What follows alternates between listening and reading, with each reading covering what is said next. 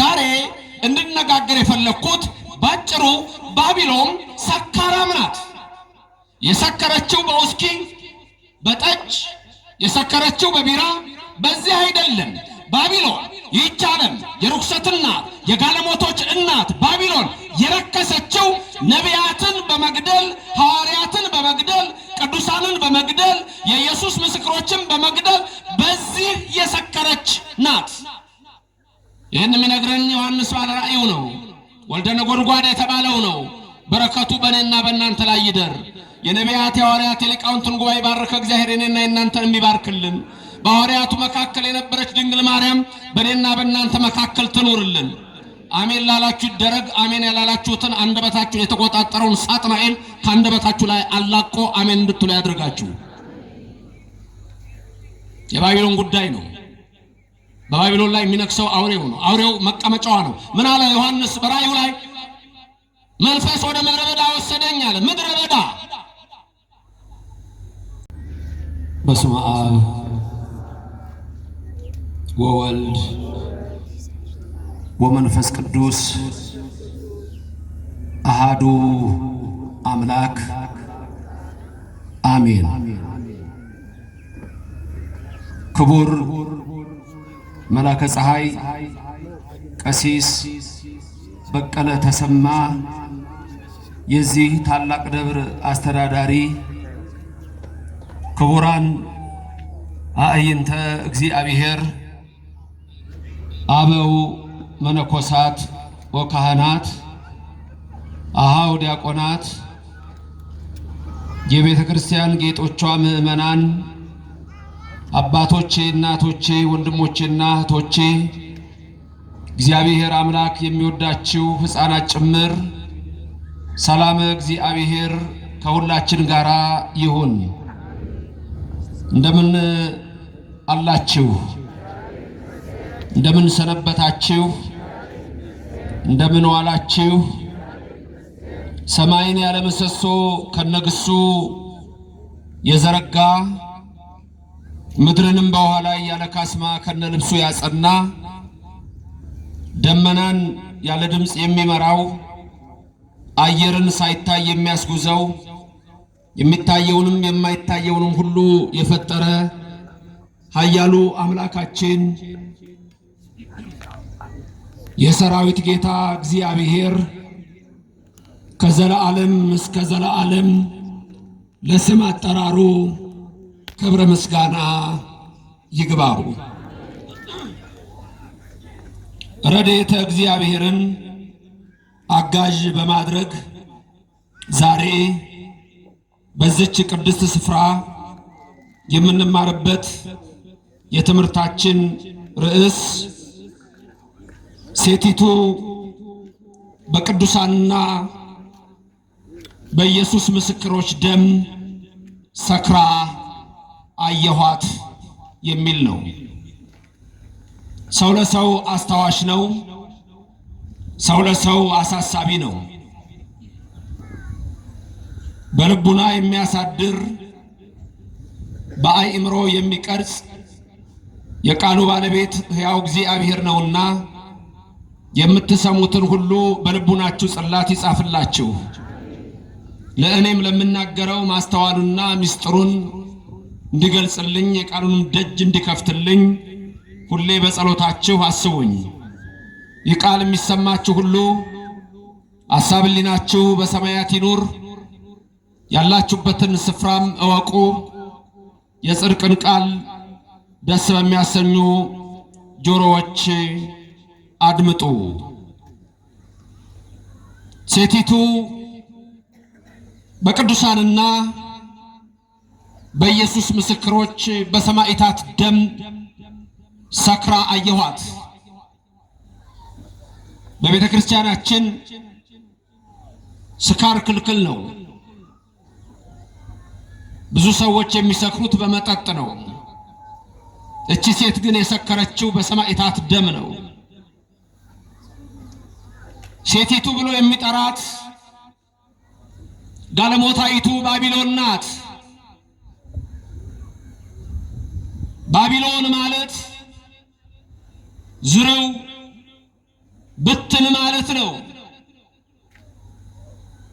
ገና ያኔ ጥንት በኦሪት ዘፍጥረት ምዕራፍ 11 ላይ ናምሩድና ልጆቹ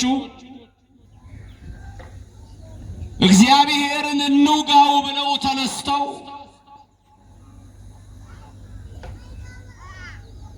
ጫፉ እስከ ሰማይ የሚደርስ ግንብ ሰርተው ወደ ሰማይ ጦር ወረወሩ ይላል።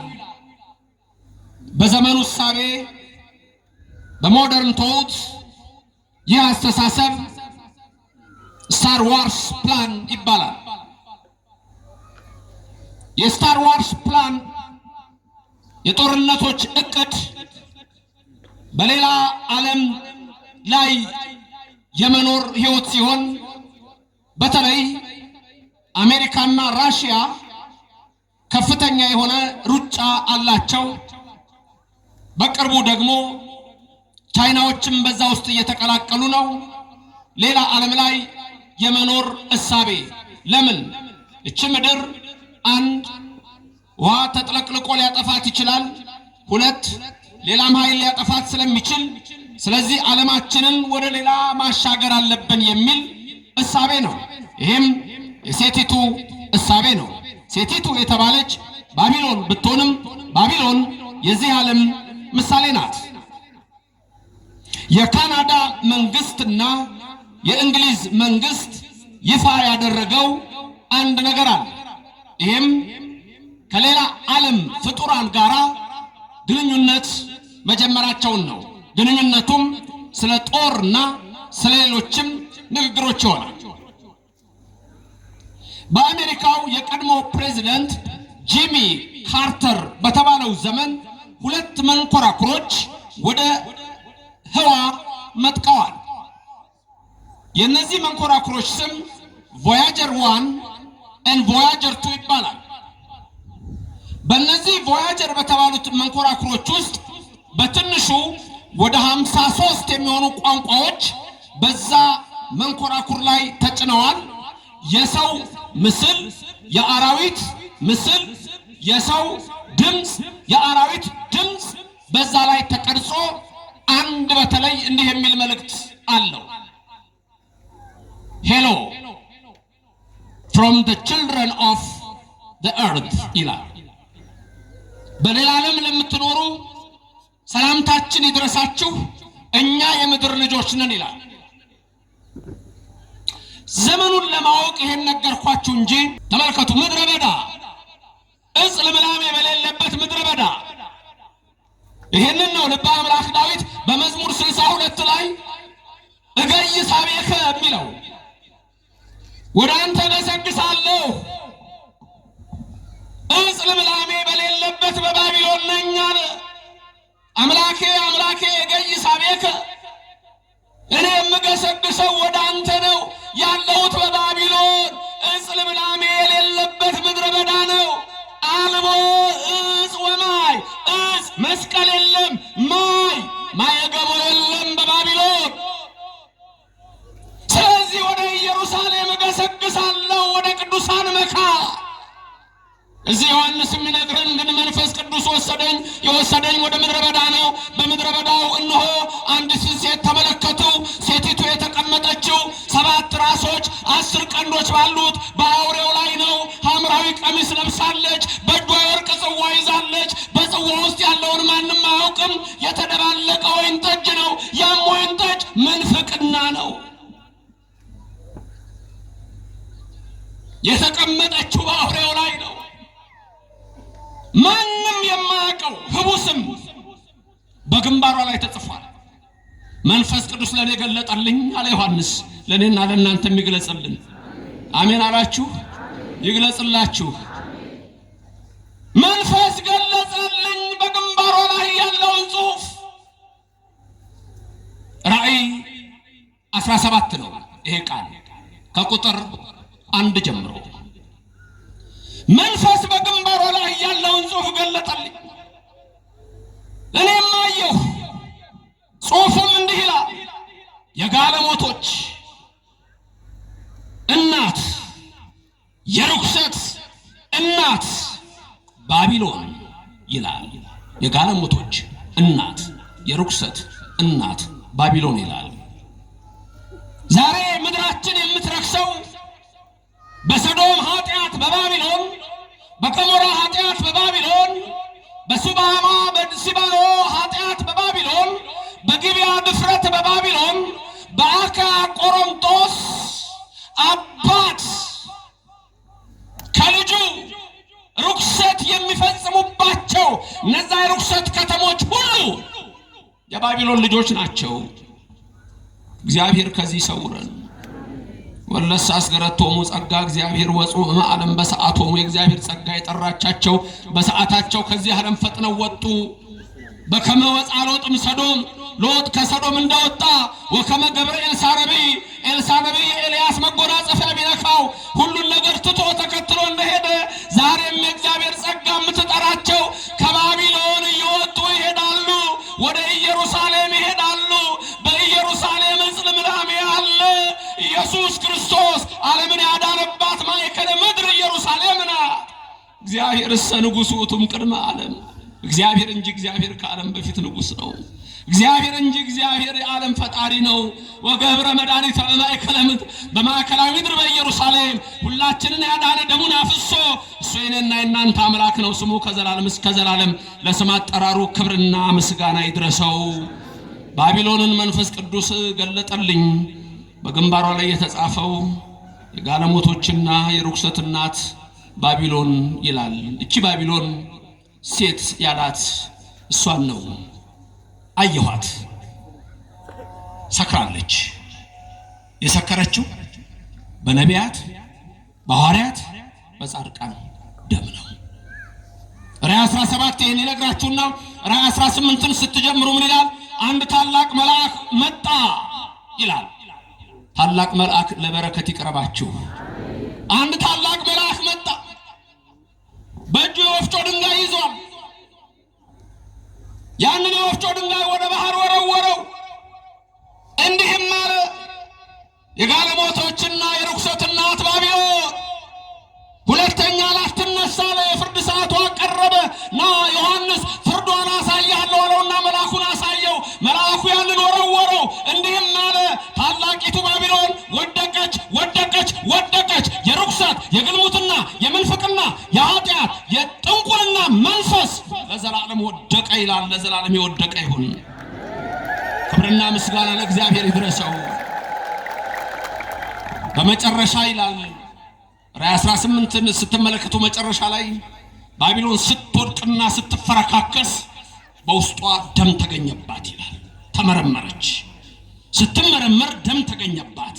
ደሙም የሰማዕታት የቅዱሳን ደም ነው ይላል። አሁን እንመርምር እንግዲህ የባቢሎንን በዚህ ላብቃ።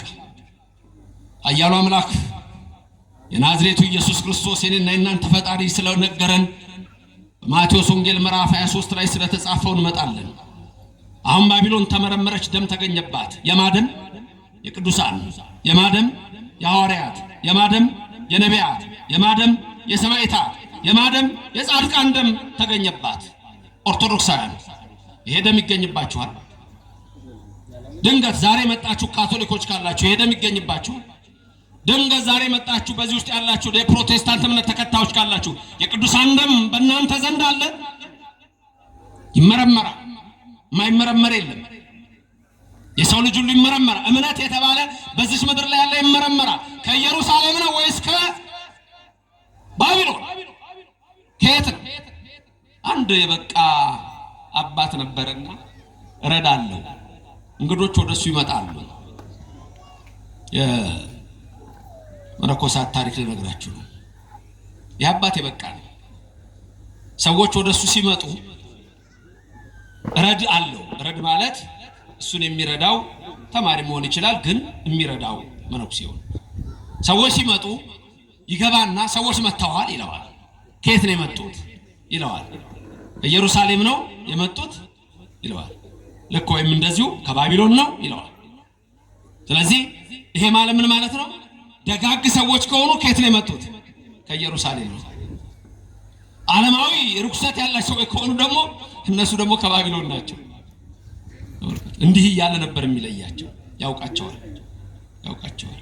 አንድ ቀን ነው ድንገት ከኢየሩሳሌም ናቸው ብሎ ከባቢሎን ሆነው ተገኙ። ግን መረመራቸው። መንፈስ ቅዱስ ይመረምራል። መንፈስ ቅዱስ ማለት እኮ የሚመረምር ማለት ነው። እኔና እናንተ የምንመረመር ሰዎች ነን። ስለዚህ ባቢሎን ስትመረመር ደም ተገኘባት። አሁን ወደ ጌታችንና ወደ አምላካችን ወደ መድኃኒታችን ወደ ኢየሱስ ክርስቶስ ቅዱስ ወንጌል የማቴዎስ ወንጌል ምዕራፍ 23 ላይ ያለውን ታሪክ እንማራለን። ይሄም ደግሞ ጌታችንና አምላካችን መድኃኒታችን ኢየሱስ ክርስቶስ ራሱ የነገረን የወንጌል ቃል ነው። ስለዚህ ቃሉ የማን ነው? የወንጌል ነው። ምን ሰማው ቃል የማን ነው? የኢየሱስ ክርስቶስ ነው። ስለዚህ ማንም ከዚህ ቃል ሊያመልጥ አይችልም። የመምህር ዘበን አይደለም፣ የመላከ ፀሐይ አይደለም፣ የመምህር ከሌ አይደለም፣ የአባ ከሌ አይደለም፣ የራሱ የኢየሱስ ክርስቶስ ቃል ነው። ስለዚህ ይሄ ቃል እያንዳንዳችን ይመረምራል። እናንተን ይመረምራል። እዚህ ያላችሁትን ቤታችሁ ናችሁ የምትከታተሉትን በተለያየ እምነት ያሉትን ሁሉ የሚናገር ቃል ነው። ምክንያቱም ከባድ ቃል አለ እዚህ ላይ ባቢሎን ተመርምራ የቅዱሳን ደም ተገኘባት ብሎ ለዘላለም እንዳትነሳ ተፈረደባት ስለሚል እዚህ ያለው ቃል ጌታ የተናገረው ደግሞ ምን ይላል? የቅዱሳን ደም በዚህ ትውልድ ላይ ይደርሳል ይላል። በዚህ ትውልድ ላይ ይደርሳል። ይሄ ደም በኦርቶዶክስ ላይ ይደርሳል። ይሄ ደም በፕሮቴስታንት ይደርሳል። ይሄ ደም በሌሎች ይደርሳል፣ ወይም በማንም ላይ። ምክንያቱም ጌታ የተናገረው ይሄ ደም በሁሉም ላይ ይደርሳል የሚል ነው። ባጭሩ የሴቲቱን ልጆች የባቢሎንን ልጆች በዚህ የምናየው ጌታ ምን ሲል ነው? እናንተ የእባብ ልጆች የእፉኝት ልጆች ብሎ ነው የሚጀምረው። ይህ የማቴዎስ ወንጌል ምዕራፍ 23 ቁጥር 33 ነው። የማቴዎስ ወንጌል ምዕራፍ 23 ቁጥር 33 እናንተ የእባብ ልጆች፣ እናንተ የእፉኝት ልጆች። እነማን ናቸው የእባብ ልጆች የተባሉት? እነማን ናቸው የእፉኝት ልጆች የተባሉት? እግዚአብሔር ከዚህ ይሰውረን። እግዚአብሔር ከዚህ ይሰውራችሁ። የእባብ ልጆች ያስደነግጣል። እባብ ደግሞ ይሄ ዝም ብሎ ምድር ላይ የሚሄደው እባብ አይደለም እኮ። ራዕየ ዮሐንስ ስትመለከቱ ምዕራፍ 12 ከቁጥር 6 ጀምራችሁ ምዕራፍ 7፣ 8፣ 9 ስታነቡ የቀደመው እባብ ተጣለ ይልና ያም እባብ የቀደመው ዘንዶ ነው ይልና እሱም ዲያብሎስ ነው ይላል። ስለዚህ የእባብ ልጆች ማለት የዲያብሎስ የሰይጣን ልጆች፣ ሰይጣን ገዳይ ነው፣ እናንተም ገዳይ ናችሁ ሲል ነው። እፉኝት ደግሞ ሌላ ታሪክ አላት፣ ለዛሬ ይቅር። ለማንኛውም የእባብ ልጆች የእፉኝት ልጆች የሚባሉት እነማን ናቸው? በኢየሱስ ክርስቶስ ወንጌሉ እንዲህ ይላል።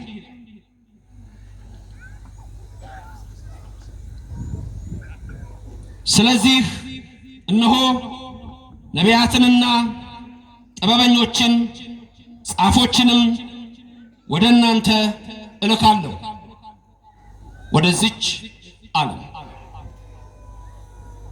ከነርሱም ትገድላላችሁ፣ ትሰቅሉማላችሁ፣ ከነርሱም በምኩራባችሁ ትገርፋላችሁ፣ ከከተማም ወደ ከተማም ታሳድዳላችሁ። ቃሉን ላስብላችሁ። እናንተ የእባብ ልጆች ማለት ፈራችሁ እንዴ? ድምፁ ይሰማል አይደል? ለኔ ትንሽ ከኋላዬ ድምፅ ስለሌለ ድምፄን ዘጋ እያደረገው ነው። እናንተ ግን የሚሰማችሁ ይመስለኛል። ከኔ ቀጥላችሁ ተናገሩ ብያለሁ። እናንተ እባቦች፣ ግዕዙ ላይ የእባብ ልጆች ነው የሚለው። እናንተ እባቦች የእፉኝት